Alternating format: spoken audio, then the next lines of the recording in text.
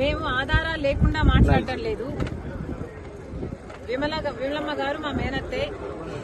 కానీ మేము చేస్తున్న ఏమైతే మాట్లాడుతున్నామో వివేకానంద రెడ్డి గారి హత్య విషయంలో మేము ఆధారాలు లేకుండా మాట్లాడటం లేదు.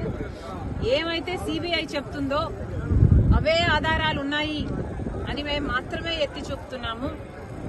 ఆధారాలు ఉన్నాయి కాబట్టే మాకు తెలిసింది ఫలాని వాళ్ళు హత్య చేపించారు అని మాకు తెలిసింది కాబట్టే మేము మాట్లాడుతున్నాము. మళ్లీ అన్యాయం జరగకూడదు, మళ్లీ హంతకులు చట్టసభలకు వెళ్లకూడదు, ఈ హత్య రాజకీయాలు ఆగాలి అని మేమిద్దరం అక్కా చెల్లెలం ఈరోజు కొట్లాడటం జరుగుతుంది.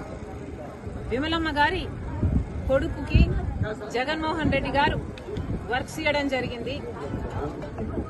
ఆర్థికంగా వాళ్ళు బలపడడం జరిగింది కాబట్టే ఈరోజు విమలమ్మ గారు ఆ విషయాన్ని గుర్తుపెట్టుకున్నారు.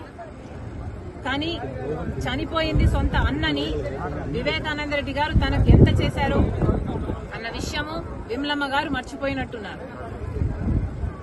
వయసులో పెద్దపడ్డారు, వయసు వచ్చింది, మర్చిపోవడం సహజమే, మర్చిపోయినట్టున్నారు. అందులో ఎండాకాలం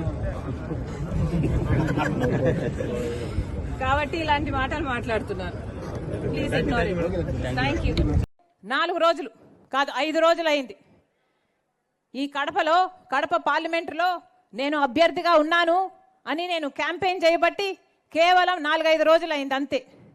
ఈ 4-5 రోజులు మేము క్యాంపెయిన్ చేశామో లేదో ఈరోజు వైసీపీ అవినాష్ రెడ్డి ఎంపీగా అభ్యర్థిగా ఉండబోడు అని క్యాండిడేట్ను మారుస్తున్నాము అన్నట్టుగా వార్తలు వస్తున్నాయి.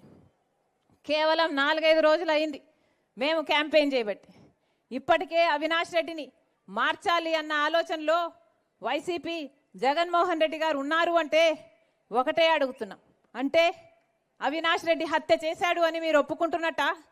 సిబిఐ చెప్తున్నది నిజము అని మీరు ఒప్పుకుంటున్నట్టా? అందుకే అవినాష్ రెడ్డిని అభ్యర్థిగా మారుస్తున్నారా? ప్రజలు నమ్ముతున్నారు, ప్రజలు ఓట్లేయరు, ఆయన ఓడిపోతాడు అని మీకు నమ్మకం కుదిరింది కాబట్టే ఈరోజు అవినాష్ రెడ్డిని మారుస్తున్నారా అని జగన్మోహన్ రెడ్డి గారిని సమాధానం అడుగుతున్నాం.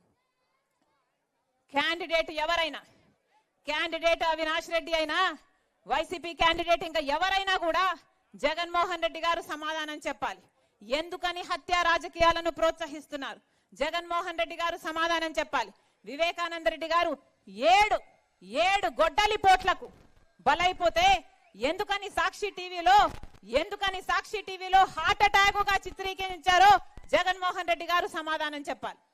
జగన్మోహన్ రెడ్డి గారు సమాధానం చెప్పాలి.